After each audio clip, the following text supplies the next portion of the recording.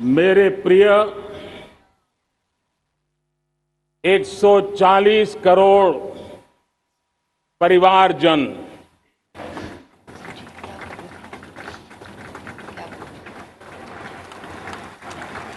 दुनिया का सबसे बड़ा लोकतंत्र और अब बहुत लोगों का अभिप्राय है कि जनसंख्या की दृष्टि से भी हम विश्व में नंबर 1 पर है। इतना बड़ा विशाल देश, 140 करोड़ देश कि मेरे भाई बहन, मेरे परिवारजन आज आजादी का पर्व मना रहे हैं। मैं देश के कोटि कोटि जनों को, देश और दुनिया में भारत को प्यार करने वाले, भारत का सम्मान करने वाले, भारत का गौरव करने वाले कोटि कोटि जनों को आजादी के इस महान पवित्र पर्व की अनेक अनेक शुभकामनाएं देता हूं। मेरे प्यारे परिवारजन, पूज्य बापू के नेतृत्व में असहयोग का आंदोलन, सत्याग्रह की मूवमेंट और भगत सिंह, सुखदेव, राजगुरु जैसे अनगिनत वीरों का बलिदान, उस पीढ़ी में शायद ही कोई व्यक्ति होगा जिसने देश की आजादी में अपना योगदान न दिया हो। मैं आज देश की आजादी के जंग में जिन जिन ने योगदान दिया है, बलिदान दिए हैं, त्याग किया है, तपस्या की है, उन सबको आदरपूर्वक नमन करता हूं, उनका अभिनंदन करता हूं। आज 15 अगस्त महान क्रांतिकारी और अध्यात्म जीवन के ऋषितुल्य प्रणेता श्री अरबिंदो की 150वीं जयंती पूर्ण हो रही है। ये वर्ष स्वामी दयानंद सरस्वती के 150वीं जयंती का वर्ष है। ये वर्ष रानी दुर्गावती के 500वीं जन्मशती का बहुत ही पवित्र अवसर है, जो पूरा देश बड़े धामधूम से मनाने वाला है। ये वर्ष मीराबाई, भक्ति योग की सिरमौर मीराबाई के 525 वर्ष का भी ये पावन पर्व है। ये बार जो 26 जनवरी हम मनाएंगे वो हमारे गणतंत्र दिवस की 75वीं वर्षगांठ होगी। अनेक प्रकार से अनेक अवसर, अनेक संभावनाएं राष्ट्र निर्माण में जुटे रहने के लिए पल पल नई प्रेरणा, पल पल नई चेतना, पल पल सपने, पल पल संकल्प, शायद इससे बड़ा कोई अवसर नहीं हो सकता। मेरे प्यारे परिवारजन, इस बार प्राकृतिक आपदा ने देश के अनेक हिस्सों में अकल्पनीय संकट पैदा किए। जिन परिवारों ने इस संकट में सहन किया है, मैं उन सभी परिवारजनों के प्रति अपनी संवेदना प्रकट करता हूं और राज्य और केंद्र सरकार मिलकर के उन सभी संकटों से जल्दी से मुक्त होकर के फिर तेज गति से आगे बढ़ेंगे, ये मैं विश्वास दिलाता हूं। मेरे प्यारे परिवारजनों, पिछले कुछ सप्ताह नॉर्थ ईस्ट में, विशेषकर मणिपुर में और हिंदुस्तान के भी अन्य कुछ भागों में, लेकिन विशेषकर मणिपुर में जो हिंसा का दौर चला, कई लोगों को अपना जीवन खोना पड़ा, मां बेटियों के सम्मान के साथ खिलवाड़ हुआ। लेकिन कुछ दिनों से लगातार शांति की खबरें आ रही हैं। देश मणिपुर के लोगों के साथ है। देश मणिपुर के लोगों को पिछले कुछ दिनों से जो शांति बनाए रखी है, उस शांति के पर्व को आगे बढ़ाए और शांति से ही समाधान का रास्ता निकलेगा। और राज्य और केंद्र सरकार मिलकर के उन समस्याओं के समाधान के लिए भरपूर प्रयास कर रही है, करती रहेगी। मेरे प्यारे परिवारजनों, जब हम इतिहास की तरफ नजर करते हैं तो इतिहास में कुछ पल ऐसे आते हैं जो अपनी अमिट छाप छोड़ करके जाते हैं और उसका प्रभाव सदियों तक रहता है। और कभी कभी शुरुआत में वो बहुत छोटा लगता है, छोटी सी घटना लगती है, लेकिन वो अनेक समस्याओं की जड़ बन जाती है। हमें याद है 1000-1200 साल पहले इस देश पर आक्रमण हुआ। एक छोटे से राज्य के छोटे से राजा का पराजय हुआ, लेकिन तब पता तक नहीं था कि एक घटना भारत को 1000 साल की गुलामी में फंसा देगी। और हम गुलामी में जकड़ते गए, जो आया लूटता गया, जो जिसका मन चाहा हम पे आके सवार हो गया। कैसा विपरीत काल रहा होगा वो 1000 साल का। मेरे प्यारे परिवारजनों, घटना छोटी क्यों ना हो, लेकिन 1000 साल तक प्रभाव छोड़ के रही है। लेकिन मैं आज इस बात का जिक्र इसलिए करना चाहता हूं कि भारत के वीरों ने इस कालखंड में कोई भूभाग ऐसा नहीं था, कोई समय ऐसा नहीं था जब उन्होंने देश की आजादी के लौ को गलता न रखा हो, बलिदान की परंपरा न बनाई। मां भारती बेड़ियों से मुक्त होने के लिए उठ खड़ी हुई थी, जंजीरों को झकझोर रही थी और देश की नारी शक्ति, देश की युवा शक्ति, देश के किसान, देश के गांव के लोग, मजदूर, कोई हिंदुस्तानी ऐसा नहीं था जो आजादी के सपने को लेकर के जीता ना हो। आजादी को पाने के लिए मर मिटने के लिए तैयार होने वालों की एक बड़ी फौज तैयार हो गई थी।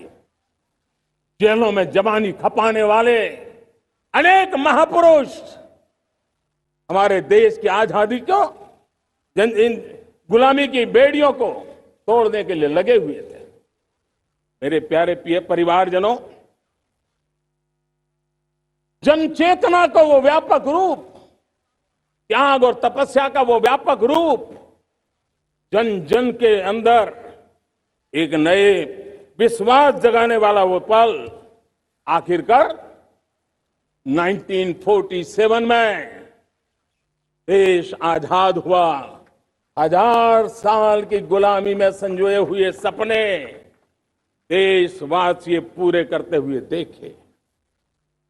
साथियों, मैं 1000 साल पहले की बात इसलिए कह रहा हूं, मैं देख रहा हूं फिर एक बार देश के सामने एक मौका आया है।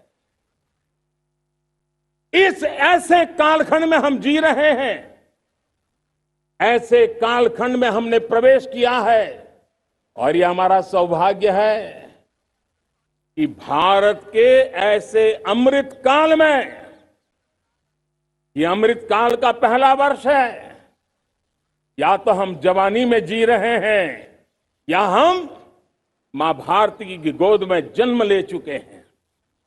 और ये कालखंड, मेरे शब्द लिख करके रखिए मेरे प्यारे परिवारजनों, इस कालखंड में जो हम करेंगे, जो कदम उठाएंगे, जितना त्याग करेंगे, तपस्या करेंगे, सर्वजन हिताय सर्वजन सुखाय, एक के बाद एक फैसले लेंगे, आने वाले 1000 साल का देश का स्वर्णिम इतिहास उससे अंकुरित होने वाला है। इस कालखंड में होने वाली घटनाएं आगामी 1000 साल के लिए इसका प्रभाव पैदा करने वाली है। गुलामी की मानसिकता से बाहर निकला हुआ देश पंच प्राण को समर्पित होकर के एक नए आत्मविश्वास के साथ आज आगे बढ़ रहा है। नए संकल्पों को सिद्ध करने के लिए वो जी जान से जुड़ रहा है। मेरी भारत माता, जो कभी ऊर्जा का सामर्थ्य था लेकिन राख के ढेर में दबी पड़ी थी, वो भारत मां 140 करोड़ देशवासियों के पुरुषार्थ है, उनकी चेतना से, उनकी ऊर्जा से फिर एक बार जागृत हो चुकी है। मां भारती जागृत हो चुकी है। और मैं साफ देख रहा हूं दोस्तों, यही कालखंड है, पिछले 9-10 साल हमने अनुभव किया है। विश्व भर में भारत की चेतना के प्रति, भारत के सामर्थ्य प्रति एक नया आकर्षण, नया विश्वास, नई आशा पैदा हुई है। और ये प्रकाश पुंज जो भारत से उठा है, वो विश्व को उसमें अपने लिए ज्योति नजर आ रही है। विश्व को एक नया विश्वास पैदा हो रहा है। हमारा सौभाग्य है, कुछ ऐसी चीजें हमारे पास हैं तो हमारे पूर्वजों ने हमें विरासत में दी है और वर्तमान कालखंड ने गढ़ी है। आज हमारे पास डेमोग्राफी है, आज हमारे पास डेमोक्रेसी है, आज हमारे पास डाइवर्सिटी है। डेमोग्राफी, डेमोक्रेसी और डाइवर्सिटी की ये त्रिवेणी भारत के हर सपने को साकार करने का सामर्थ्य रखती। आज पूरे विश्व में वहां देशों की उम्र ढल रही है, ढलाव पर है, तो भारत यौवन की तरफ ऊर्जावान होकर के बढ़ रहा है। कितने बड़े गौरव का कालखंड है कि आज 30 साल की कम आयु की जनसंख्या दुनिया में सर्वाधिक कहीं है तो ये मेरे भारत मां की गोद में है, ये मेरे देश में है। और 30 साल से कम उम्र की नौजवान हो मेरे देश के पास हो, कोटि कोटि भुजाएं हो, कोटि कोटि मस्तिष्क हो, कोटि कोटि सपने, कोटि कोटि संकल्प हो, तो भाइयों बहनों, मेरे प्रिय परिवारजनों, हम इच्छित परिणाम प्राप्त करके रह सकते हैं। मेरे प्यारे परिवारजनों, देश का भाग्य ऐसी घटनाएं बदल देती है। यह सामर्थ्य देश के भाग्य को बदल देता है। भारत 1000 साल की गुलामी और आने वाले 1000 साल के भव्य भारत के बीच में पड़ाव पर हम खड़े हैं, एक ऐसी संधि पर खड़े हैं। और इसलिए अब हमें न रुकना है, न दुविधा में जीना है। मेरे प्यारे प्रिय परिवारजनों, हमें खोई हुई उस विरासत का गर्व करते हुए, खोई हुई समृद्धि को प्राप्त करते हुए, हमें फिर एक बार, और ये बात मान के चले, हम जो भी करेंगे, हम जो भी कदम उठाएंगे, हम जो भी फैसला लेंगे, वो अगले 1000 साल तक अपनी दिशा निर्धारित करने वाला है, भारत के भाग्य को लिखने वाला है।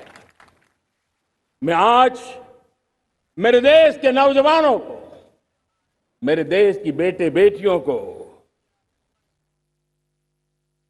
ये जरूर कहना चाहूंगा, जो सौभाग्य आज मेरे युवाओं को मिला है, ऐसा सौभाग्य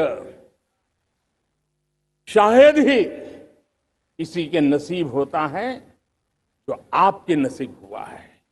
और इसलिए हमें ये गंवाना नहीं है।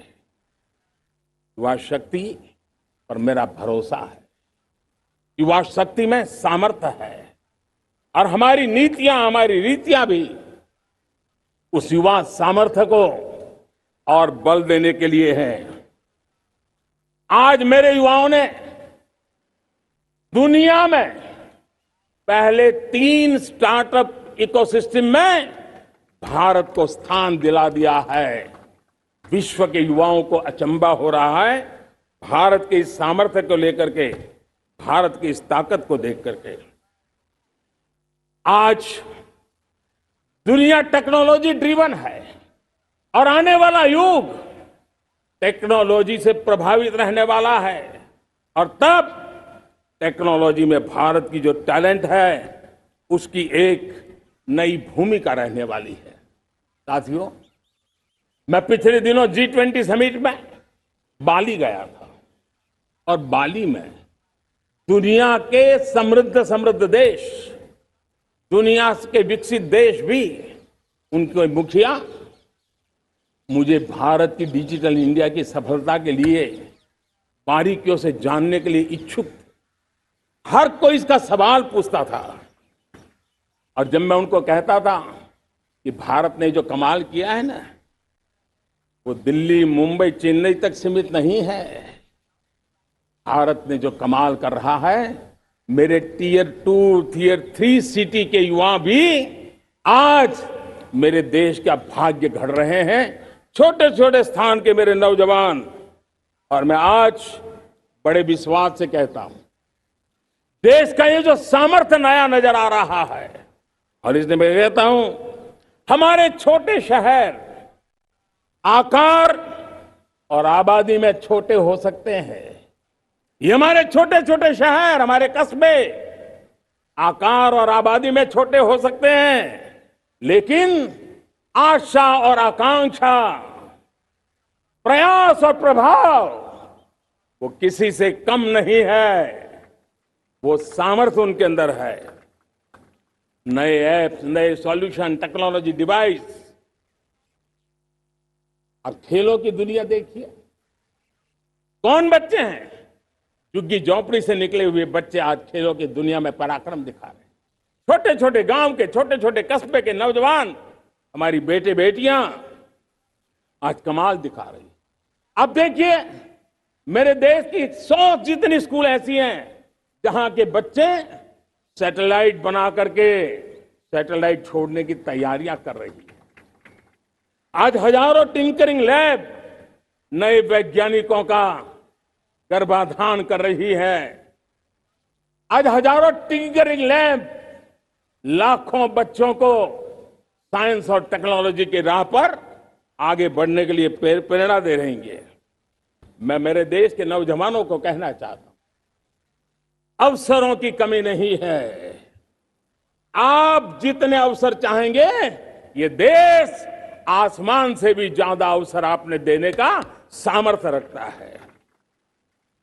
मैं आज लाल किले की प्राचीर से मेरे देश की माताओं, बहनों, मेरे देश की बेटियों को हृदय से अभिनंदन करना चाहता हूं।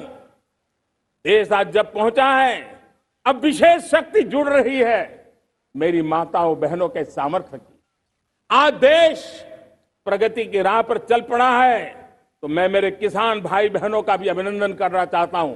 ये आप ही का पुरुषार्थ है, ये आप ही का परिश्रम है कि देश आज कृषि क्षेत्र में आगे बढ़ रहा है।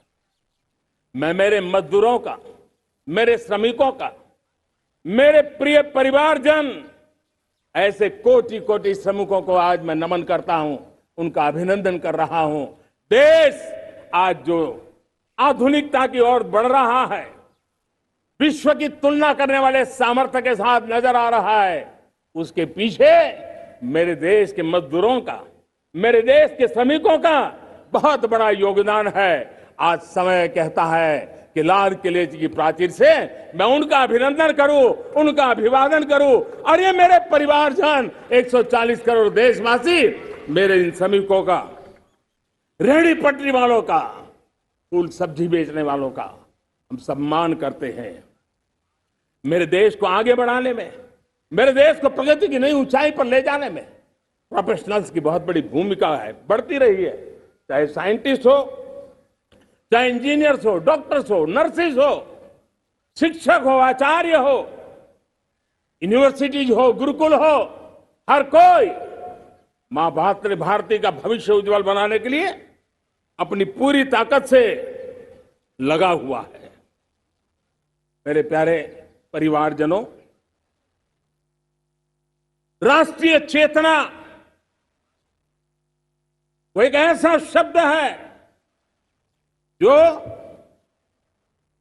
हमें चिंताओं से मुक्त कर रहा है, और आज वो राष्ट्रीय चेतना ये सिद्ध कर रही है कि भारत का सबसे बड़ा सामर्थ्य बना है भरोसा, भारत का सबसे बड़ा सामर्थ्य बना है विश्वास। जन जन में हमारा विश्वास, जन जन का सरकार पर विश्वास, जन जन का देश के उज्जवल भविष्य पर विश्वास, और विश्व का भी भारत के प्रति विश्वास। ये विश्वास हमारी नीतियों का है, हमारी रीति का है। भारत के उज्जवल भविष्य को जिस निर्धारित मजबूत कदमों से हम आगे बढ़ा रहे हैं, उसका है। भाइयों बहनों, मेरे प्यारे परिवारजनों, ये बात निश्चित है कि भारत का सामर्थ्य और भारत की संभावनाएं विश्वास की नई बुलंदियों को पार करने वाली है, और ये विश्वास की नई बुलंदियां नए सामर्थ्यों को लेकर के चलनी चाह रही है। आज देश में G20 समिट के मेहमान नवाजी का भारत को अवसर मिला है। अब पिछले एक साल से हिंदुस्तान के हर कोने में जिस प्रकार से G20 के अनेक ऐसे आयोजन हुए, अनेक कार्यक्रम हुए हैं, उसने देश के सामान्य मानवी के सामर्थ्य को विश्व को परिचित करा दिया है, भारत की विविधता का परिचय कराया है, भारत की डायवर्सिटी को दुनिया अचंभे से देख रही है, और उसके कारण भारत के तरफ आकर्षण बढ़ा है। भारत को जानने की, समझने की इच्छा जगी है। उसी प्रकार से आप देखिए एक्सपोर्ट, आज भारत का एक्सपोर्ट के तेजी से बढ़ रहा है, और मैं कहना चाहता हूं दुनिया के एक्सपर्ट्स इन सारे मानदंडों के आधार पर कह रहे हैं कि अब भारत रुकने वाला नहीं है। दुनिया की कोई भी रेटिंग एजेंसी होगी वो भारत का गौरव कर रही है। कोरोना काल के बाद दुनिया एक नए सिरे से सोचने लगी, और मैं विश्वास से देख रहा हूं कि जिस प्रकार से द्वितीय महायुद्ध के बाद, द्वितीय विश्व युद्ध के बाद दुनिया ने एक नया वर्ल्ड ऑर्डर आकार लिया था, मैं साफ साफ देख रहा हूं कि कोरोना के बाद एक नया विश्व ऑर्डर, एक नया ग्लोबल ऑर्डर, एक नया जियोपॉलिटिकल इक्वेशन, ये बहुत तेजी से आगे बढ़ रहा है। जियोपॉलिटिकल इक्वेशन की सारे व्याख्याएं बदल रही है, परिभाषाएं बदल रही है, और मेरे प्यारे परिवारजनों, आप गौरव करेंगे। बदलते हुए विश्व को शेप देने में आज मेरे 140 करोड़ देशवासियों आपका सामर्थ्य नजर आ रहा है। आप निर्णायक मोड़ पर खड़े हैं। और कोरोना काल में भारत ने जिस प्रकार से देश को आगे बढ़ाया, दुनिया ने हमारे सामर्थ्य को देखा है।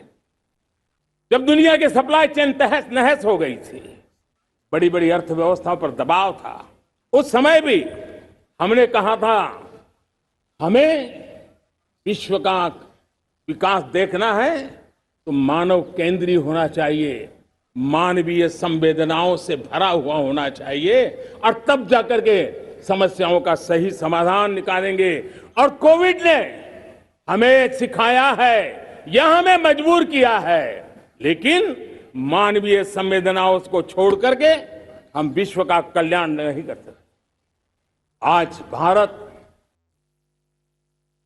भारत की समृद्ध विरासत आज दुनिया के लिए एक अवसर बन रहा है। Global economy, global supply chain में भारत की हिस्सेदारी,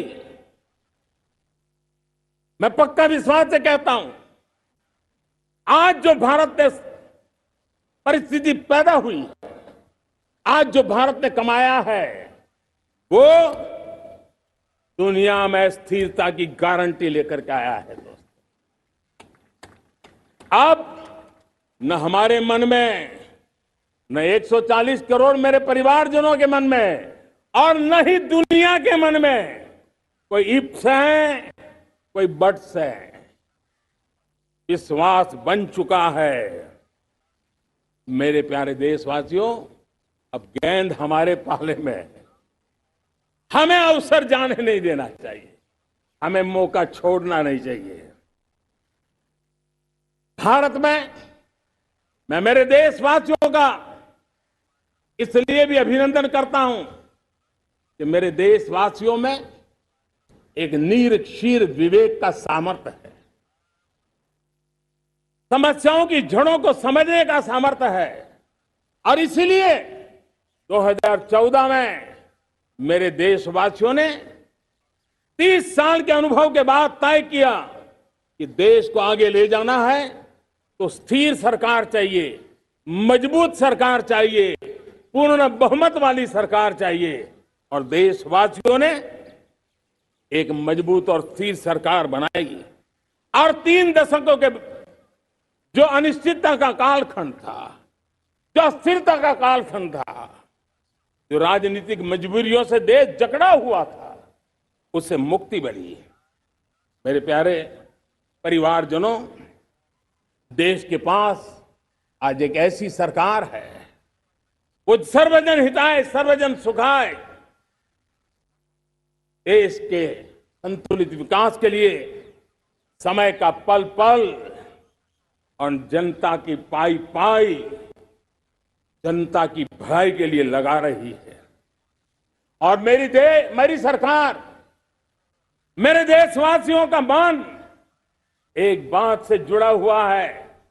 हमारे हर निर्णय, हमारे हर दिशा, उसका एक ही मानदंड है, नेशन फर्स्ट, राष्ट्र प्रथम। और राष्ट्र प्रथम यही दूरगामी परिणाम, सकारात्मक परिणाम पैदा करने वाला है। देश में बड़े स्तर पर काम हो रहा है। और लेकिन मैं कहना चाहूंगा, 2014 में आपने एक मजबूत सरकार बनाई, और मैं कहता हूं 2014 में और 2019 में आपने एक सरकार फॉर्म की, तो मोदी में रिफॉर्म करने की हिम्मत आई। आपने ऐसी सरकार फॉर्म की कि मोदी को रिफॉर्म की हिम्मत आई।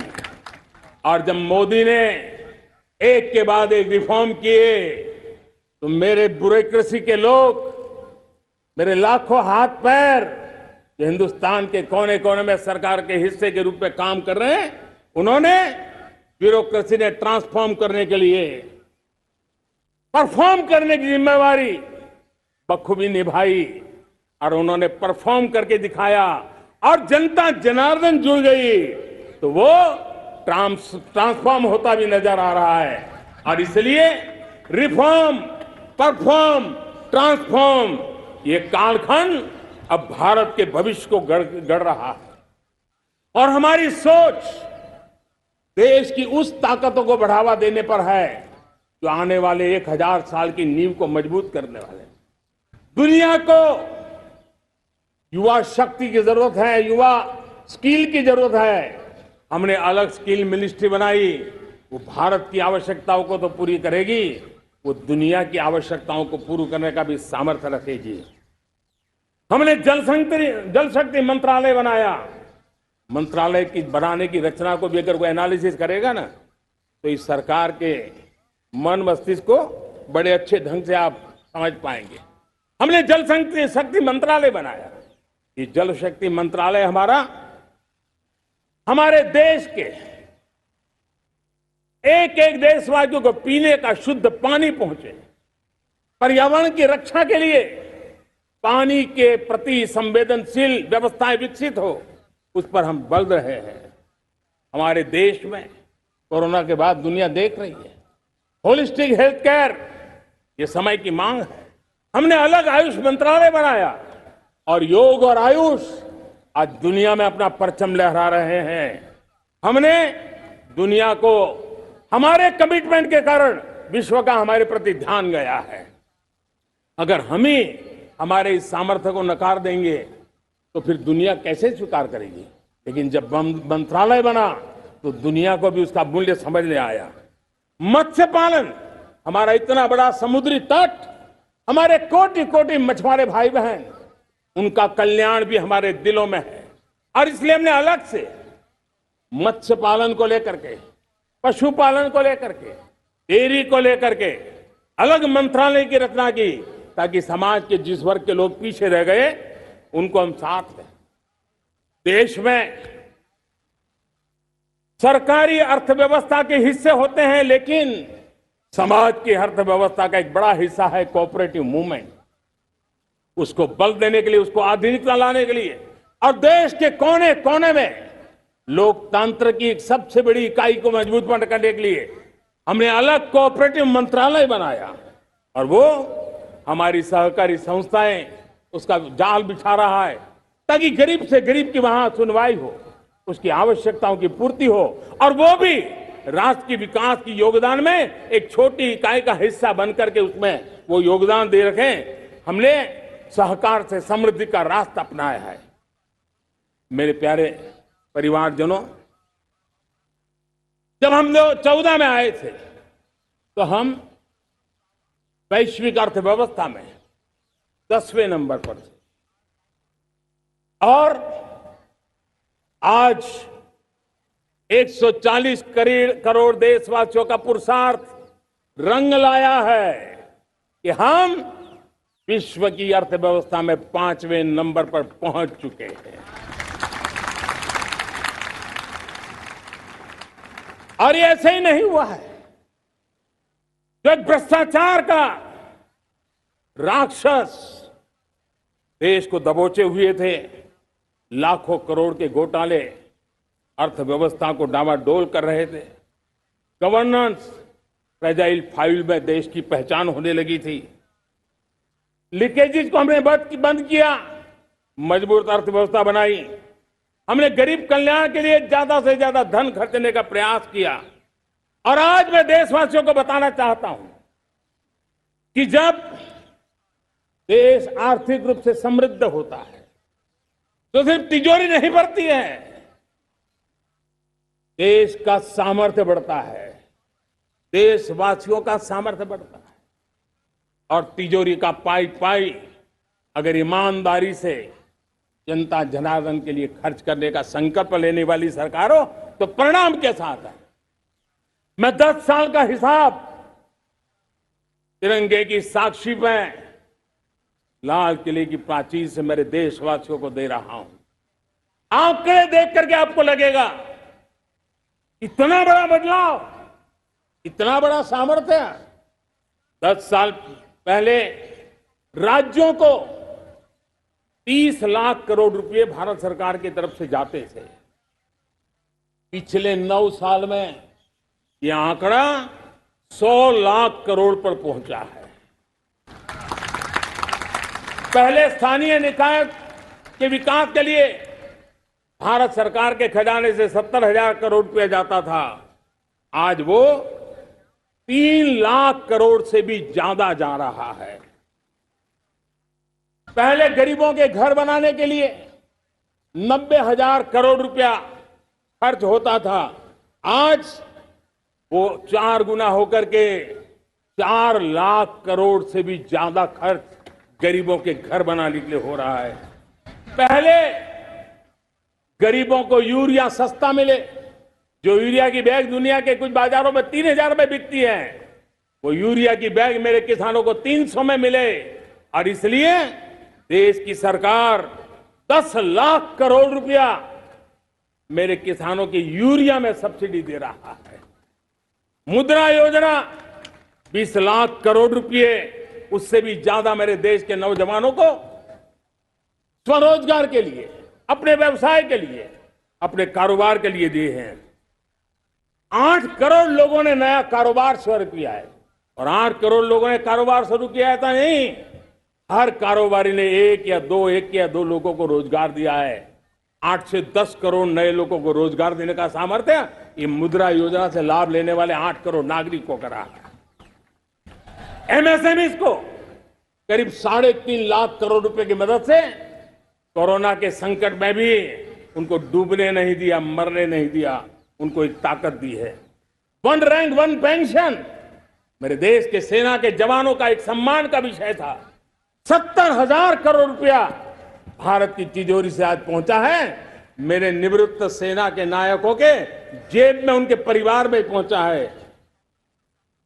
सभी कैटेगरी में, मैंने तो कुछ ही गिनाए, मैं ज्यादा समय लेना नहीं चाहता। हर कैटेगरी में पहले की तुलना में अनेक गुना हम देश के विकास के लिए, कोने कोने में रोजगार पैदा करने के लिए, पाई पाई का उपयोग भारत का भाग्य बदलने के लिए हो, और इसलिए हमने काम किया है। और मेरे प्यारे प्रियजनों, इतना ही नहीं, हमने इन सारे प्रयासों का परिणाम है कि आज 5 साल के मेरे कार्यकाल में, 5 साल के कार्यकाल में, 5 साल में 13.5 करोड़ मेरे गरीब भाई बहन गरीबी की जंजीरों को तोड़ करके न्यू मिडिल क्लास के रूप में बाहर आए हैं। जीवन का इससे बड़ा कोई संतोष नहीं होता।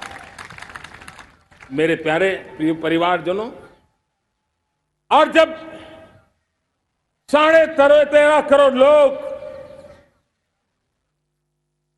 गरीबी की इस मुसीबतों से बाहर निकलते हैं,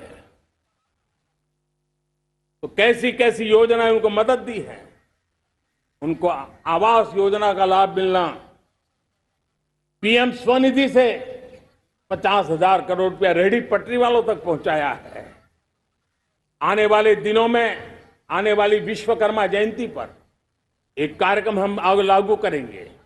इस विश्वकर्मा जयंती पर हम करीब 13-15 हजार करोड़ रुपया से, जो परंपरागत कौशल्य से रहने वाले लोग, जो औजार से और अपने हाथ से काम करने वाला वर्ग है, ज्यादातर ओबीसी समुदाय से, हमारे सुथार हो, हमारे सोनार हो, हमारे राजमिस्त्री हो, हमारे कपड़े धोने वाले काम करने वाले लोग हो, हमारे बाल काटने वाले भाई बहन परिवार हो, ऐसे लोगों को एक नई ताकत देने के लिए हम आने वाले महीने में विश्वकर्मा जयंती पर विश्वकर्मा योजना लॉन्च करेंगे और करीब 13-15 हजार करोड़ से उसका प्रारंभ करेंगे।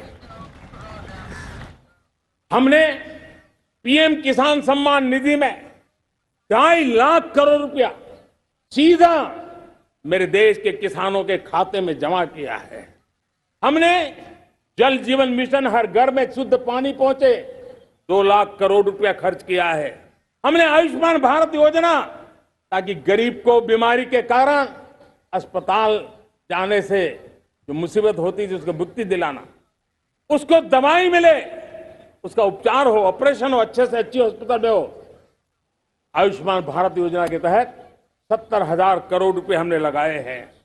पशुधन, देश ने कोरोना वैक्सीन की बात तो देश को याद है, 40,000 करोड़ रुपए लगाए, वो तो याद है। लेकिन आपको जानकर के खुशी होगी, हमने पशुधन को बचाने के लिए करीब करीब 15,000 करोड़ रुपया पशुधन के टीकाकरण के लिए लगाया है। मेरे प्यारे देशवासियों, मेरे प्यारे परिवारजनों, जन औषधि केंद्रों ने देश के सीनियर सिटीजन्स को, देश के मध्यम वर्गीय परिवार को एक नई ताकत दी है। जिस संयुक्त परिवार में अगर किसी को एक डायबिटीज जैसा हो जाए, 2-3 हजार रुपया दवाई का बिल स्वाभाविक हो जाता है। हमने जन औषधि केंद्र से जो दवाई बाजार में 100 रुपए में मिलती है, वो 10 रुपया, 15 रुपया, 20 रुपए में दी। और आज देश में 1,000 जन औषधि केंद्रों से मेरे इन बीमारी में जिनको दवाई की जरूरत थी, ऐसे लोगों के करीब 20,000 करोड़ रुपया उनके जेब में बचा है। और ये ज्यादातर मध्यम वर्ग के परिवार के लोग हैं। लेकिन आज उसकी सफलता को देखते हुए मैं देशवासियों को कहना चाहता हूं, जैसे हम एक विश्वकर्मा योजना लेकर के समाज के उस वर्ग को छूने वाले हैं, अब देश में 10,000 जन औषधि केंद्र से हम 25,000 जन औषधि केंद्र का लक्ष्य लेकर के आने वाले दिनों में काम करने वाले हैं। मेरे प्यारे परिवारजनों, जब देश में गरीबी कम होती है तो देश की मध्यम वर्ग की ताकत बहुत बढ़ती है।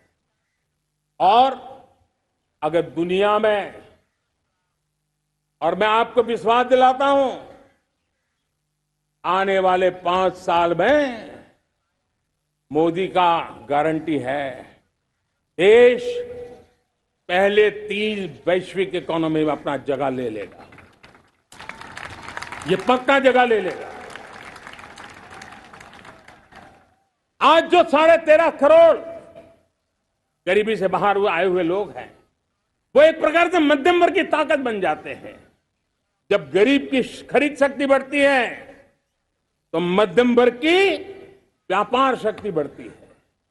जब गांव की खरीद शक्ति बढ़ती है तब कस्बे और शहर की आर्थिक व्यवस्था और तेज गति से दौड़ती है। और यही इंटरकनेक्टेड हमारा अर्थ चक्र होता है। हम उसको बल लेकर के आगे चलना चाहते हैं। मेरे प्यारे परिवारजनों, शहर के अंदर जो कमजोर लोग रहते हैं, बिना घर को मुसीबत रहती है, मध्यम वर्ग के परिवार अपना खुद का घर का सपना देख रहे हैं, हम उसके लिए भी आने वाले कुछ सालों के लिए एक योजना लेकर के आ रहे हैं। और जिसमें ऐसे मेरे परिवारजन जो शहरों में अपना घर, शहरों में रहते हैं लेकिन किराए के मकान पे रहते हैं, झुग्गी झोपड़ी में रहते हैं, चाल में रहते हैं, अनऑथराइज्ड कॉलोनीज में रहते हैं, ऐसे मेरे परिवारजन अगर अपना मकान बनाना चाहते हैं तो बैंक से जो लोन मिलेगा उसके ब्याज के अंदर राहत देकर के लाखों रुपयों की मदद करने का हमने निर्णय किया है।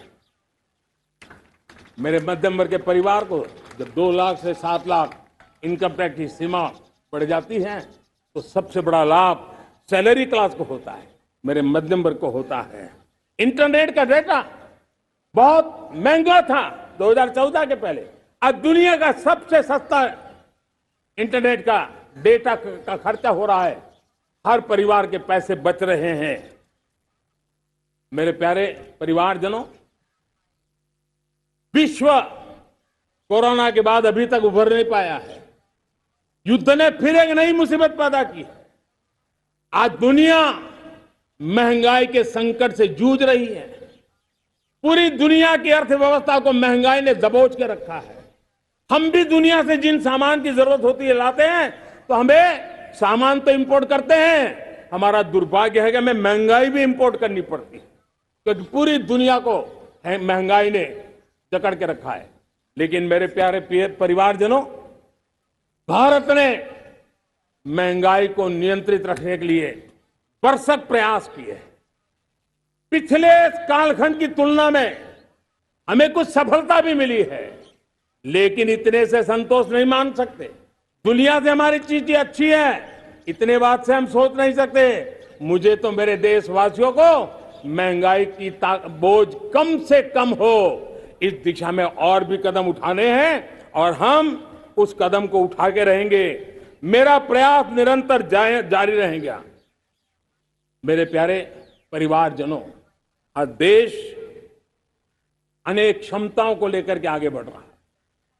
देश आधुनिकता की तरफ आगे बढ़ने के लिए काम कर रहा है। आज देश रिन्यूएबल एनर्जी पे काम कर रहा है। आज देश ग्रीन हाइड्रोजन पे काम कर रहा है।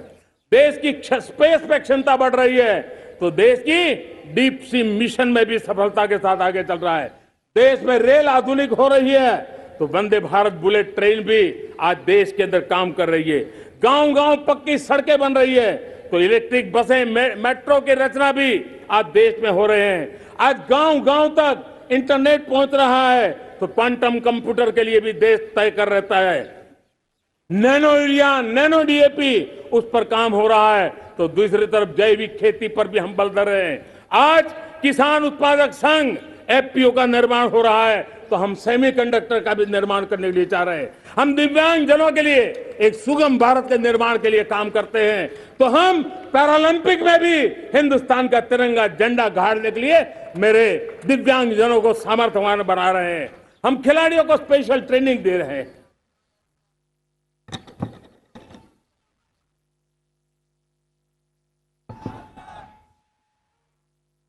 आज भारत पुरानी सोच, पुराने ढर्रे को छोड़ करके लक्ष्यों को तय करके लक्ष्यों को प्राप्त करने की दिशा से चल रहा है।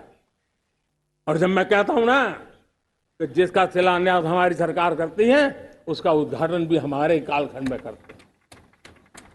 इन दिनों जो मैं शिलान्यास कर रहा हूं ना, आप लिख के रखिए, उसके उद्घाटन भी आप सबने मेरे नसीब में ही छोड़े हुए हैं।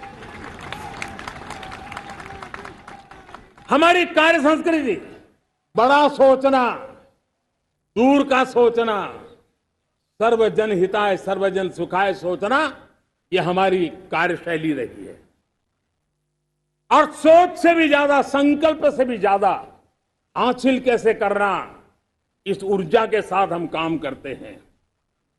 हमने आजादी के काल अमृत महोत्सव में 75,000 अमृत सरोवर बनाने का संकल्प किया था। उस समय हमने हर जिले में 75 अमृत सरोवर बनाने का संकल्प किया था। करीब 50-55 हजार अमृत सरोवर की कल्पना की थी, लेकिन आज करीब 75,000 अमृत सरोवर का काम निर्माण हो रहा है। ये अपने आप में बहुत बड़ा काम हो रहा है। जनशक्ति और जल शक्ति की ताकत भारत के पर्यावरण की रक्षा में भी काम आने वाली है। 18,000 गांवों तक बिजली पहुंचाना, जनधन बैंक खाते खोलना, बेटियों के लिए शौचालय बनाना, सारे टारगेट समय के पहले पूरी शक्ति से पूरे करेगा। और जब भारत ठान लेता है तो उसे पूरा करके रहता है। ये हमारा ट्रैक रिकॉर्ड कहता है। 200 करोड़ वैक्सीनेशन का काम, दुनिया हमें जब पूछती है 200 करोड़ सुनती है, उनकी आंखें फट जाती है। इतना बड़ा काम ये मेरे देश के आंगनवाड़ी वर्कर, हमारी आशा वर्कर, हमारी हेल्थ वर्कर, उन्होंने करके दिखाया। यह मेरे देश का सामर्थ्य है। 5G को रोल आउट किया, दुनिया में सबसे तेज गति से 5G रोल आउट करने वाला मेरा देश है। 700 से अधिक जिलों तक हम पहुंच चुके हैं और अब 6G की भी तैयारी कर रहे हैं। हमने टास्क फोर्स बना दिया है। रिन्यूएबल एनर्जी, हम टारगेट से पहले चले हैं। हमने रिन्यूएबल एनर्जी 2030 का जो टारगेट तय किया था, 21-22 में इसको पूरा कर दिया। हमने इथेनॉल में 20% ब्लेंडिंग की बात कही थी, वो भी हमने समय से 5 साल पहले पूरा कर दिया। हमने $500 बिलियन के एक्सपोर्ट की बात की थी, वो भी समय के पहले $500 बिलियन से ज्यादा कर दिया।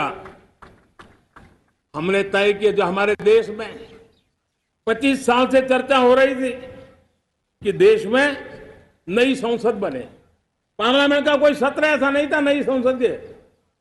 ये मोदी है, समय के पहले नई संसद बना करके रख दिया। मेरे प्यारे भाई बहनों, ये काम करने वाली सरकार है, निर्धारित लक्ष्यों को पार करने वाली सरकार है।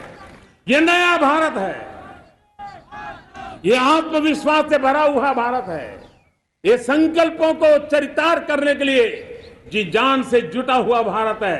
और इसलिए ये भारत न रुकता है, ये भारत न थकता है, ये भारत न हाँफता है और न ही ये भारत हारता है।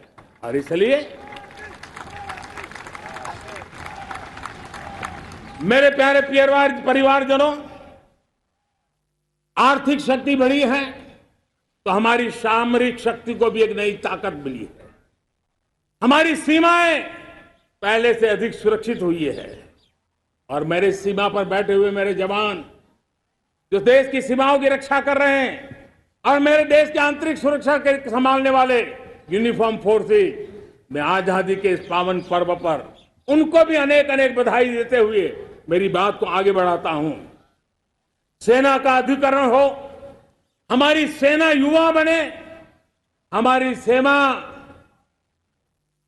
बैटल के लिए रेडी, युद्ध योग्य बने, इसलिए निरंतर रिफॉर्म का काम आज हमारी सेना में हो रहा है।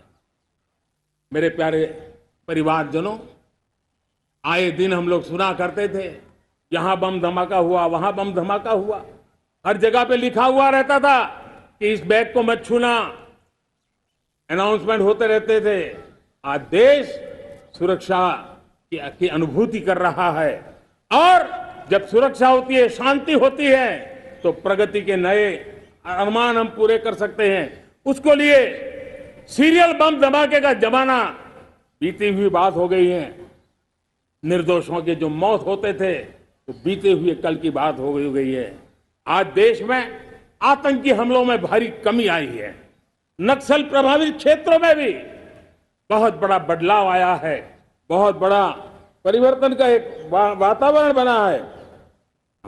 मेरे प्यारे परिवारजनों, प्रगति के हर चीज में, लेकिन जब 2047 हम एक विकसित भारत का सपना लेकर के चल रहे हैं तब, और वो सपना नहीं 140 करोड़ देशवासियों का संकल्प है और उस संकल्प को सिद्ध करने के लिए परिश्रम की पराकाष्ठा भी है। और उसकी सबसे बड़ी ताकत होती है वो राष्ट्रीय चरित्र होता है। दुनिया में जिन जिन देशों ने प्रगति की है, दुनिया में जो जो देश संकटों से वो पार करके निकले हैं, उसमें हर चीज के साथ साथ एक महत्वपूर्ण कैटलिक एजेंट रहा है, वो राष्ट्रीय चरित्र रहा है। और हमें राष्ट्रीय चरित्र के लिए और बल देते हुए हमें आगे बढ़ना होगा।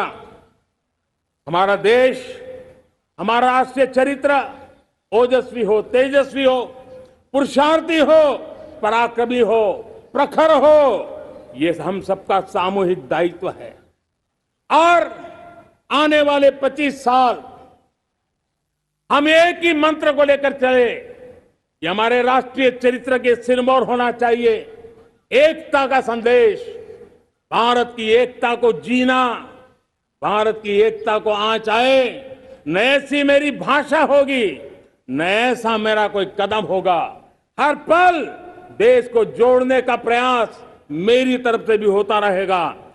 भारत की एकता हमें सामर्थ्य देती है। उत्तर हो, दक्षिण हो, पूर्व हो, पश्चिम हो, गांव हो, शहर हो, पुरुष हो, नारी हो, हम सब ने एकता के भाव के साथ और विविधता भरे देश में एकता का सामर्थ्य होता है।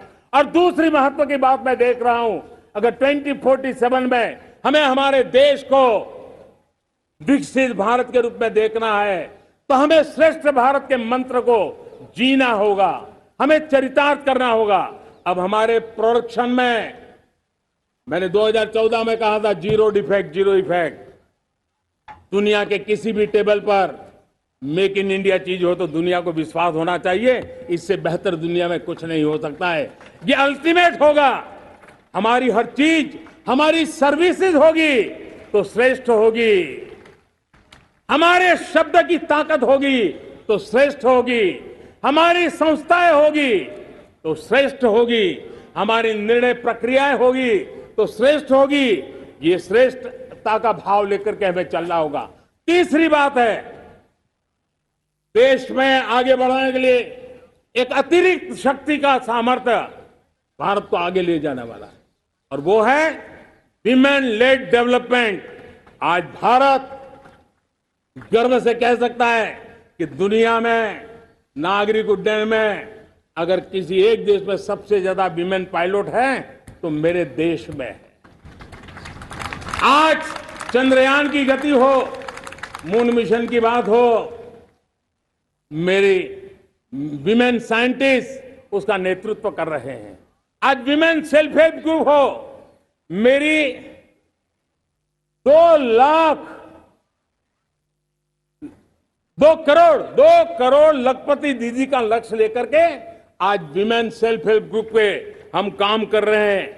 हम हमारी नारी शक्ति के सामर्थ्य को बढ़ावा देते हुए विमेन लेड डेवलपमेंट के, और जब G20 में मैंने विमेन लेड डेवलपमेंट के विषय को आगे बढ़ाया है तो पूरा G20 समूह इसके महत्व को स्वीकार कर रहा है, और उसके महत्व को स्वीकार कर करके वो उसको बहुत बल दे रहे हैं। उसी प्रकार से भारत विविधताओं से भरा देश है। असंतुलित विकास के हम शिकार रहे हैं। मेरा पराया का के कारण हमारे देश के कुछ हिस्से उसके शिकार रहे हैं। अब हमें रीजनल एस्पिरेशंस को, संतुलित विकास को बल देना है, और रीजनल एस्पिरेशंस को लेकर के उस भावना को हमें सम्मान देते हुए, जैसे हमारी भारत मां का कोई, हमारा शरीर का कोई अंग अगर अविकसित रहे तो हमारा शरीर विकसित नहीं माना जाएगा। हमारा शरीर का कोई अंग दुर्बल रहे तो हमारा शरीर स्वस्थ नहीं माना जाएगा। वैसे ही मेरी भारत माता, उसका कोई एक भूभाग भी, समाज का कोई तबका भी अगर दुर्बल रहे तो मेरी भारत माता समर्थ है, स्वस्थ है, ऐसा बैठ करके हम नहीं बैठ सकते। और इसलिए रीजनल एस्पिरेशंस को हमने एड्रेस करने की आवश्यकता है, और इसलिए हम समाज का सर्वांगीण विकास हो, सर्वस्पर्शी विकास हो, भूभाग के हर क्षेत्र को उसकी अपनी ताकत को खिलने का अवसर मिले, उस दिशा में आगे बढ़ना चाहते हैं। मेरे प्यारे परिवारजनों, भारत एक मदर ऑफ डेमोक्रेसी है। भारत मॉडल ऑफ डाइवर्सिटी भी है। भाषाएं अनेक हैं, बोलियां अनेक हैं, परिधान अनेक है, विविधताएं बहुत है। हमने उन सारे को आधार पर आगे बढ़ना है। मेरे प्यारे परिवारजनों, देश के जब मैं एकता की बात करता हूं, तब अगर घटना मणिपुर में होती है तो पीड़ा महाराष्ट्र में होती है। अगर बाढ़ आसाम में आती है तो बेचैन केरला हो जाता है। हिंदुस्तान के किसी भी हिस्से में कुछ भी हो, हम एक अंगांगी भाव की अनुभूति करते हैं। मेरे देश की बेटियों पर जुल्म न हो, यह हमारा सामाजिक भी दायित्व है, यह हमारा पारिवारिक दायित्व भी है, और ये देश के नाते हम सबका दायित्व है। आज जब अफगानिस्तान से गुरु ग्रंथ साहब के स्वरूप को लाते हैं तो पूरा देश गौरव की अनुभूति करता है। जब आज दुनिया के किसी देश में कोविड के काल में मेरा कोई सिख भाई लंगर लगाता है, भूखों को खिलाता है, और दुनिया में वाहवाही होती है, तो हिंदुस्तान का सीना चौड़ा हो जाता है।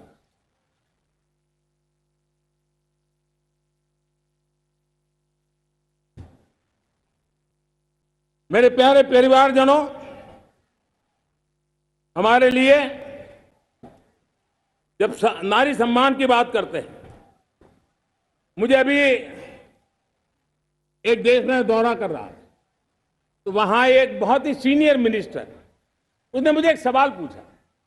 उसने कहा, आपके यहां बेटियां साइंस और इंजीनियरिंग के विषयों की पढ़ाई करती हैं क्या?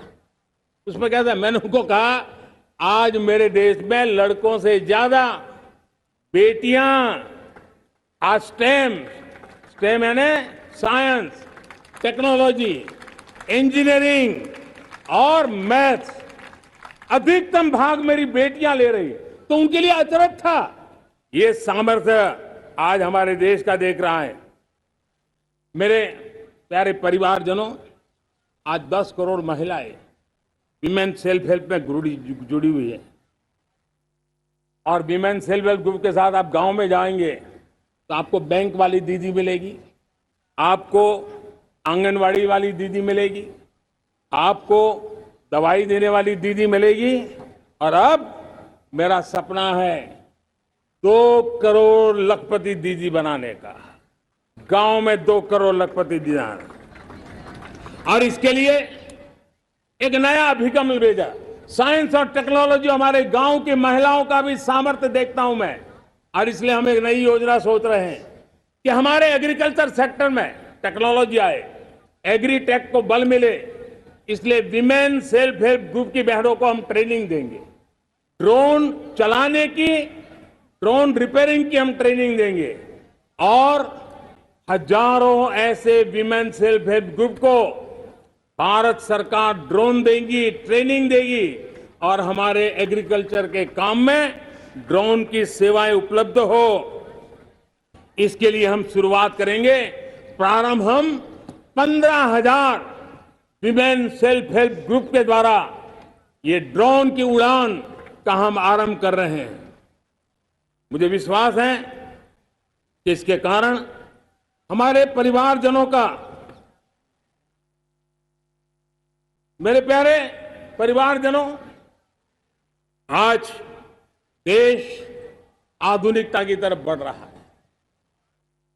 हाईवे हो, रेलवे हो, एयरवे हो, हाईवेज हो, इंफॉर्मेशन वेज, वाटरवेज हो, कोई क्षेत्र ऐसा नहीं है जिस क्षेत्र को आगे बढ़ाने की दिशा में आज देश काम न करता हो। पिछले 9 वर्ष में तटीय क्षेत्रों में हमने, आदिवासी क्षेत्र में, हमारे पहाड़ी क्षेत्र में विकास को बहुत बढ़ दिया है। हमने पर्वतमाला, भारतमाला ऐसी योजनाओं के द्वारा समाज के उस वर्ग को हमने बल दिया है। हमने गैस की पाइपलाइन से हमारे पूर्वी भारत को जोड़ने का काम किया है। हमने अस्पतालों की संख्या बढ़ाई है, हमने डॉक्टर की सीटें बढ़ाई है ताकि हमारे बच्चे डॉक्टर बनने का सपना पूरा कर सके। हमने मातृभाषा में पढ़ाने पर बल दिया है, अब मातृभाषा में वो पढ़ाई कर सके उस दिशा में। और मैं भारत के सुप्रीम कोर्ट का भी धन्यवाद करता हूं कि भारत की सुप्रीम कोर्ट ने कहा है कि आप जो जजमेंट देंगे उसका जो ऑपरेटिव पार्ट होगा वो जो अदालत में आया है उसकी भाषा में उसको उपलब्ध होगा। मातृभाषा का महात्मा आज बढ़ रहा है।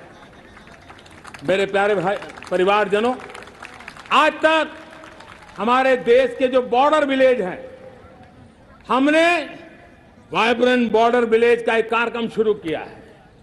और वाइब्रेंट बॉर्डर विलेज, अब तक इसके लिए कहा जाता था देश के आखिरी गांव। हमने उस पूरी सोच को बदला है। वो देश का आखिरी गांव नहीं है, सीमा पर जो नजर आ रहा है वो मेरे देश का पहला गांव है। अगर सूरज उगता है पूरब में तो उस तरफ के गांव में पहली सूरज की किरण आती है।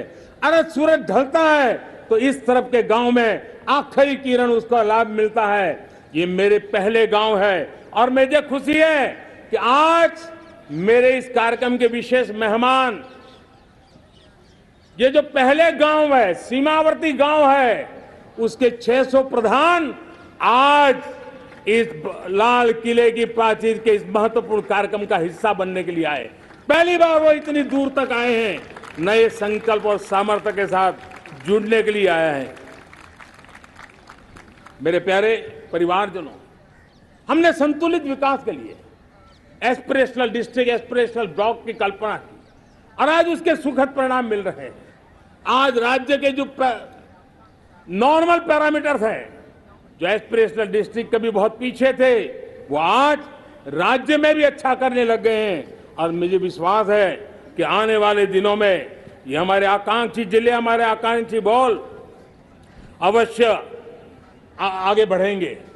जैसे मैंने कहा था, भारत का चरित्र की चर्चा कर रहा था, तो मैंने पहला कहा था भारत की एकता, दूसरा कहा था भारत श्रेष्ठता की तरफ बल दें, तीसरा कहा था विमेन लेड डेवलपमेंट की मैंने बात कही थी, और मैं आज एक बात और कहना चाहता हूं कि हम जैसे रीजनल एस्पिरेशन, मैंने चौथी बात कही थी, पांचवी महत्व की बात, और भारत ने उस दिशा में ध्यान, और वो है हमारा राष्ट्रीय चरित्र विश्व मंगल के लिए सोचने वाला होना चाहिए। हमें देश को इतना मजबूत बनाना है जो विश्व मंगल के लिए भी अपनी भूमिका अदा करे। और आज कोरोना के बाद मैं देख रहा हूं जिस प्रकार से संकट की घड़ी में देश ने दुनिया की मदद की, उसका परिणाम है कि आज दुनिया में हमारा देश एक विश्व मित्र के रूप में, विश्व का अटूट साथी के रूप में आज मेरे देश की पहचान बनी है। हमें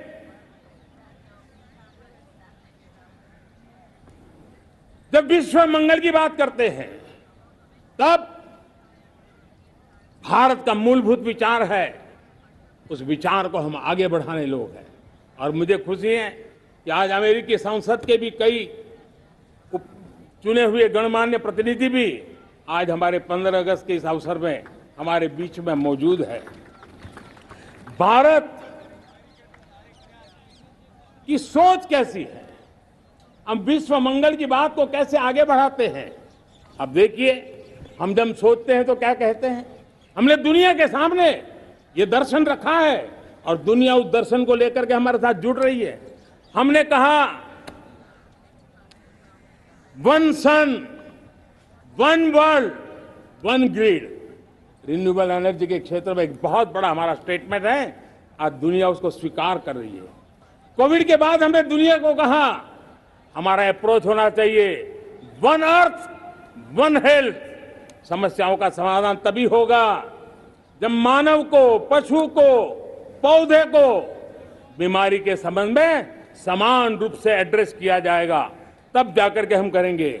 हमने G20 समिट के लिए दुनिया के सामने कहा है one world, one family, one future.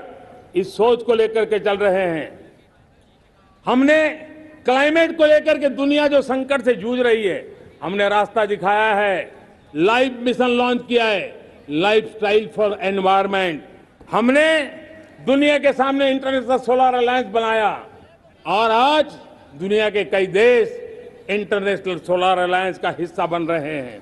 हमने बायोडायवर्सिटी का महत्व देखते हुए बिग कैट अलायंस की व्यवस्था को हमने आगे बढ़ाया है।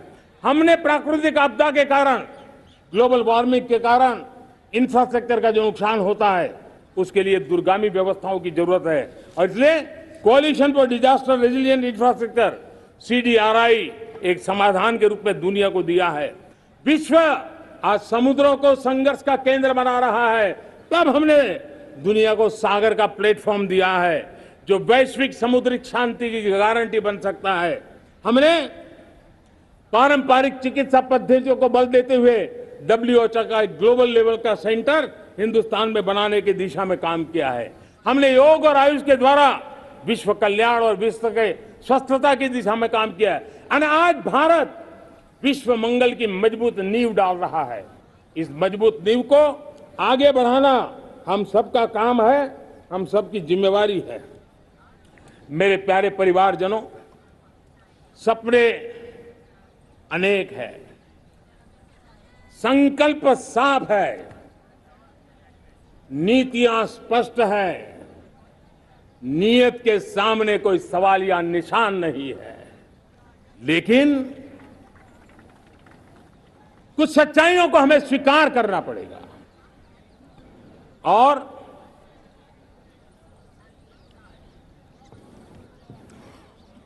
उसके समाधान के लिए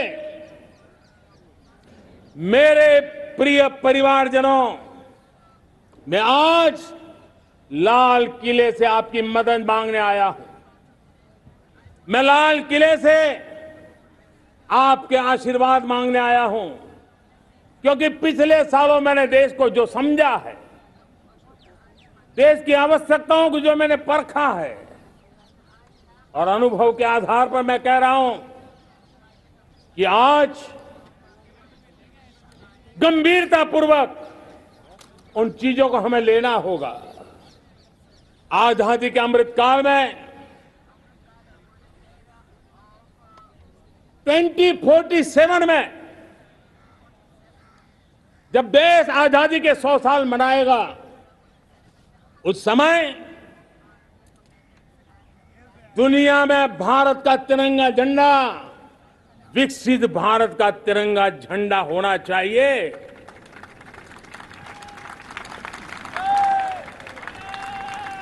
रत्ती भर भी हमें रुकना नहीं है, पीछे नहीं हटना है। और इसके लिए शुचिता, पारदर्शिता और निष्पक्षता, ये पहली मजबूती की जरूरत है। हमें उस मजबूती को जितना ज्यादा खाद पानी दे सकते हैं, संस्थाओं के माध्यम से दे सकते हैं, नागरिक के नाते दे सकते हैं, परिवार के नाते दे सकते हैं, ये हमारा सामूहिक दायित्व होना चाहिए। और इसलिए पिछले 75 साल का इतिहास देखिए, भारत के सामर्थ्य में कोई कमी नहीं थी। अरे जो देश कभी सोना की चिड़िया कहा जाता था, वो देश क्यों न फिर से उस सामर्थ्य को लेकर के खड़ा हो सकता है। मेरा अटूट विश्वास है साथियों, मेरे प्रिय परिवारजनों, मेरा अखंड अटूट एक निष्ठ विश्वास है कि 2047 में जब देश आजादी के 100 साल मनाएगा, मेरा देश विकसित भारत बन के रहेगा। और ये मैं मेरे देश के सामर्थ्य के आधार पर कह रहा हूं, मेरे उपलब्ध संसाधनों के आधार पर कह रहा हूं, और सबसे ज्यादा 30 से कम आयु वाली मेरी युवा शक्ति के भरोसे कह रहा हूं, मेरी माताओं बहनों के सामर्थ्य के भरोसे कह रहा हूं। लेकिन उसके सामने अगर कोई रुकावट है, कुछ विकृतियां पिछले 75 साल में ऐसे घर कर गई है, हमारी समाज व्यवस्था का ऐसा हिस्सा बन गई है कि कभी कभी तो हम आंख भी बंद कर देते हैं। अब आंख बंद करने का समय नहीं है। अगर सपनों को सिद्ध करना है, संकल्प को पार करना है, तो हमें ये आंख मिचौली बंद करके, आंख में आंख मिला करके 3 बुराइयों से लड़ना बहुत समय की मांग है। हमारे देश की सारी समस्याओं की जड़ में भ्रष्टाचार ने दिमक की तरह देश की सारी व्यवस्थाओं को, देश के सामर्थ्य को पूरी तरह नोच लिया है। भ्रष्टाचार से मुक्ति, भ्रष्टाचार के खिलाफ जंग हर इकाई में, हर क्षेत्र में। और मैं देशवासियों, मेरे प्रिय परिवारजनों, ये मोदी के जीवन का कमिटमेंट है। ये मेरे व्यक्तित्व का एक कमिटमेंट है कि मैं भ्रष्टाचार के खिलाफ लड़ाई लड़ता रहूंगा। दूसरा, हमारे देश को नोच लिया है परिवारवाद ने। इस परिवारवाद ने देश को जिस प्रकार से जकड़ के रखा है, उसने देश के लोगों का हक छीना है। और तीसरी बुराई तुष्टीकरण की है। ये तुष्टीकरण में भी देश के मूलभूत चिंतन को, देश के सर्व समावेशक हमारे राष्ट्रीय चरित्र को दाग लगा दिए हैं, तहस नहस कर दिया है इन लोगों ने। और इसलिए मेरे प्यारे देशवासियों, इसलिए मेरे प्यारे परिवारजनों, हमें इन 3 बुराइयों के खिलाफ पूरे सामर्थ्य के साथ लड़ना है। भ्रष्टाचार, परिवारवाद, तुष्टीकरण, ये चुनौतियां हमारे ये ऐसी चीजें पनपी है जो हमारे देश के लोगों का जो आकांक्षा है उसका दमन करती है। हमारे देश के कुछ लोगों के पास जो छोटा मोटा सामर्थ्य है उसका शोषण करती है। ये ऐसी चीजें हैं जो हमारे लोगों की आशा आकांक्षाओं को सवाल या निशान में गाड़ देती है। हमारे गरीब हो, हमारे दलित हो, हमारे पिछड़े हो, हमारे पसमानदा हो, हमारे आदिवासी भाई बहन हो, हमारी माताएं बहनें हो, हमने सबने उनके हकों के लिए इन 3 बुराइयों से मुक्ति पानी है। हमें भ्रष्टाचार के खिलाफ एक नफरत का माहौल बनाना है। जैसे गंदगी हमें नफरत पैदा करती है ना मन में, गंदगी पसंद नहीं है, ये सार्वजनिक जीवन की इससे बड़ी कोई गंदगी नहीं हो सकती। और इसलिए हमारे स्वच्छता अभियान को एक नया मोड़ ये भी देना है कि हमें भ्रष्टाचार से मुक्ति पानी है। सरकार टेक्नोलॉजी से भ्रष्टाचार की मुक्ति के लिए बहुत प्रयास कर रही है। आपको जानकर के हैरानी होगी, इस देश में पिछले 9 साल में एक काम मैंने ऐसे किया, आंकड़ा सुनोगे तो लोगों का मोदी ऐसा करता है जैसे 10 करोड़ लोग करीब करीब जो गलत फायदा उठाते थे वो मैंने रोक दिया। तो आप में से कोई कहेगा आपने लोगों से अन्याय कर दिया। जी नहीं, ये 10 करोड़ कौन लोग थे? ये 10 करोड़ वो लोग थे जिनका जन्म ही नहीं हुआ था और उनके नाम पर उनके विडो हो जाते थे, वो वृद्ध हो जाते थे, वो दिव्यांग हो जाते थे, फायदे लिए जाते थे। 10 करोड़ ऐसे बेनामी जो चीजें चलती थी उसको रोकने का पवित्र काम, भ्रष्टाचारियों की संपत्ति जो हमने जब्त की है ना, वो पहले की तुलना में 20 गुना ज्यादा की है। मेरे प्यारे परिवारजनों, ये आपकी कमाई का पैसा लोग लेकर के भागे थे, 20 गुना ज्यादा संपत्ति को जब्त करने का। और इसलिए लोगों की मेरे प्रति नाराजगी होना बहुत स्वाभाविक है, लेकिन मुझे भ्रष्टाचार के खिलाफ की लड़ाई को आगे बढ़ाना है। हमारे सरकारी व्यवस्था ने पहले कैमरा के सामने तो कुछ हो जाता था, लेकिन बाद में चीजें अटक जाती थी। हमने पहले की तुलना में कई गुना ज्यादा अदालत में चार्जशीट की है और अब जमानतें भी नहीं मिलती हैं। वैसी पक्की व्यवस्था को लेकर के हम आगे बढ़ रहे हैं, क्योंकि हम ईमानदारी से भ्रष्टाचार के खिलाफ लड़ रहे हैं। आज परिवारवाद और तुष्टीकरण, इसने देश का बहुत बड़ा दुर्भाग्य किया है। अब लोकतंत्र में ये कैसे हो सकता है कि पॉलिटिकल पार्टी, और मैं विशेष बल दे रहा हूं पॉलिटिकल पार्टी, आज मेरे देश के लोकतंत्र में एक ऐसी विकृति आई है जो कभी भारत के लोकतंत्र को मजबूती नहीं दे सकती। और वो क्या है बीमारी? परिवारवादी पार्टियां। और उनका तो मंत्र क्या है? Party of the family, by the family and for the family. इनका तो जीवन मंत्र यही है कि उनकी पॉलिटिकल पार्टी, उनका राजनीतिक दल परिवार का, परिवार के द्वारा और परिवार के लिए, परिवारवाद और भाई भतीजावाद प्रतिभाओं के दुश्मन होते हैं, योग्यता को नकारते हैं, सामर्थ्य को स्वीकार नहीं करते हैं। और इसलिए परिवारवाद इस देश के लोकतंत्र की मजबूती के लिए उसकी मुक्ति जरूरी है। सर्वजन हिताय सर्वजन सुखाय, हर किसी को हक मिले इसलिए, और सामाजिक न्याय के लिए भी ये बहुत। उसी प्रकार से तुष्टीकरण ने सामाजिक न्याय का सबसे बड़ा नुकसान किया। अगर सामाजिक न्याय को तबाह किसने किया है तो ये तुष्टीकरण की सोच, तुष्टीकरण की राजनीति, तुष्टीकरण का सरकारी योजनाओं का तरीका, इसने सामाजिक न्याय को मौत के घाट उतार दिया है। और इसलिए हमें तुष्टीकरण, भ्रष्टाचार, ये विकास का सबसे बड़ा दुश्मन है।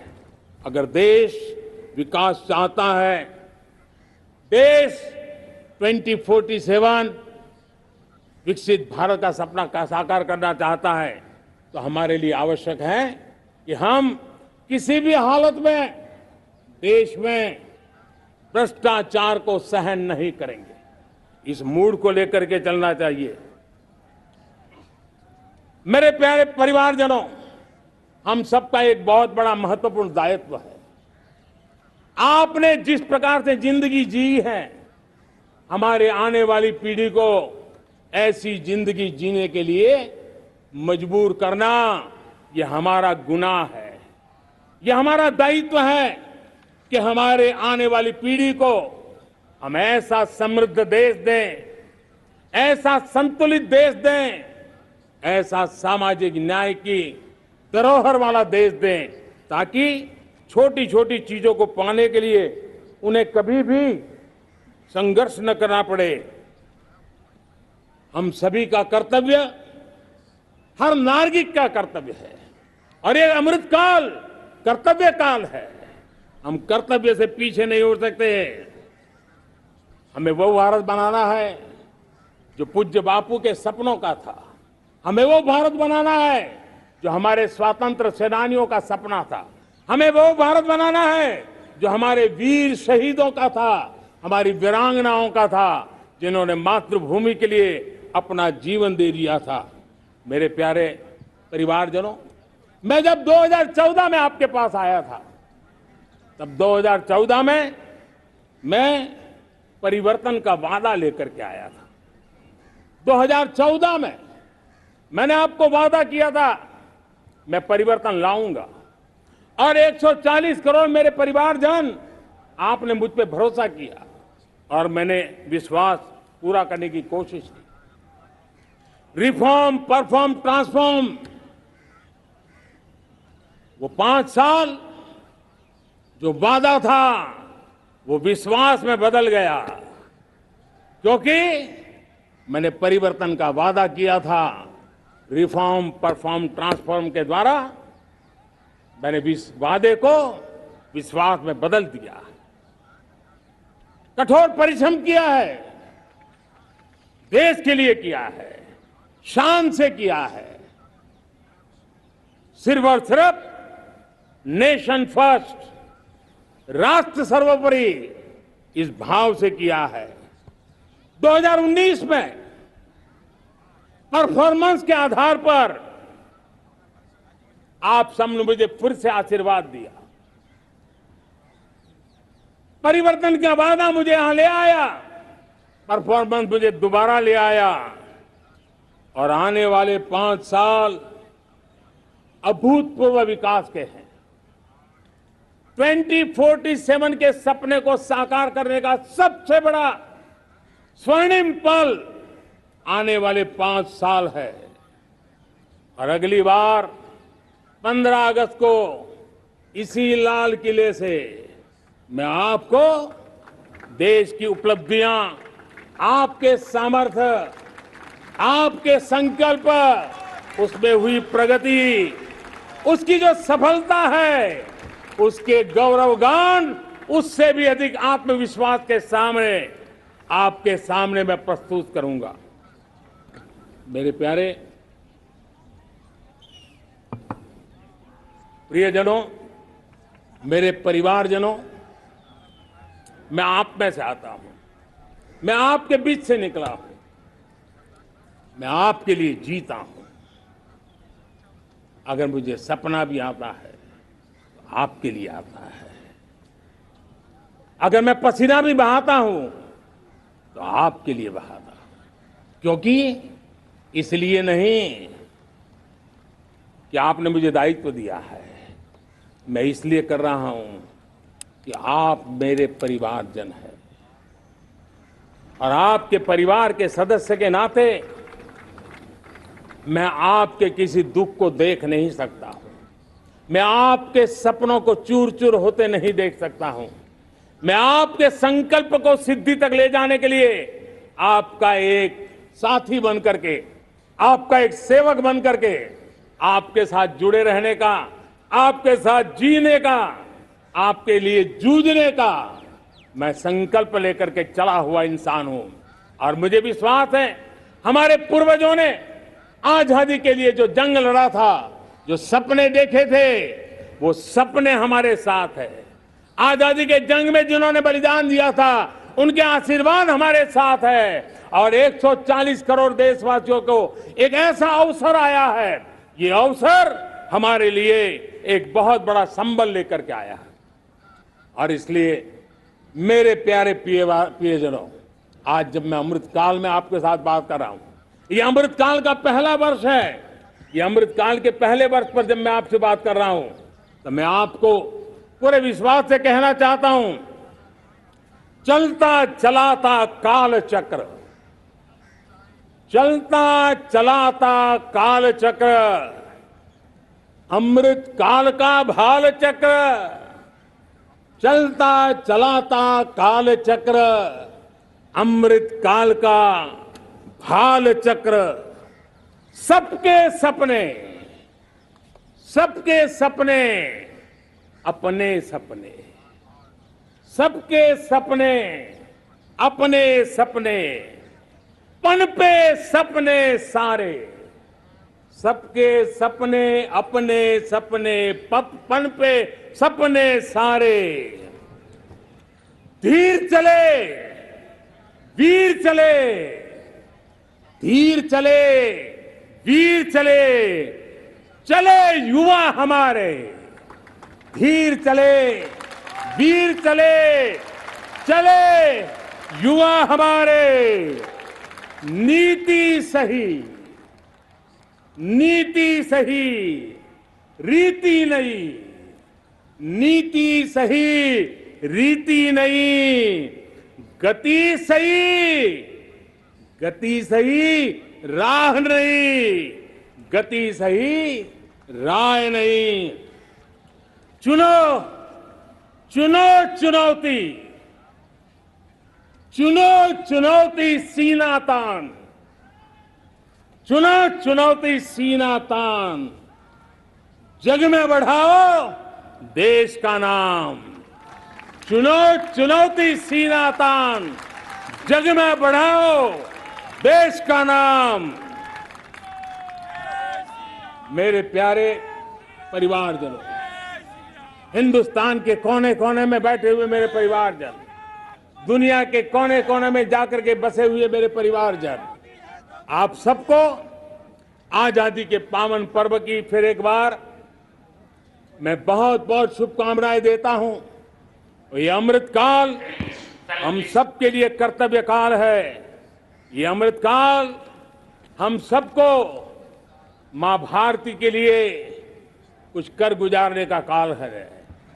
आजादी का जब जंग चल रहा था 1947 के पहले जो पीढ़ी ने जन्म लिया था उन्हें देश के लिए मरने का मौका मिला था।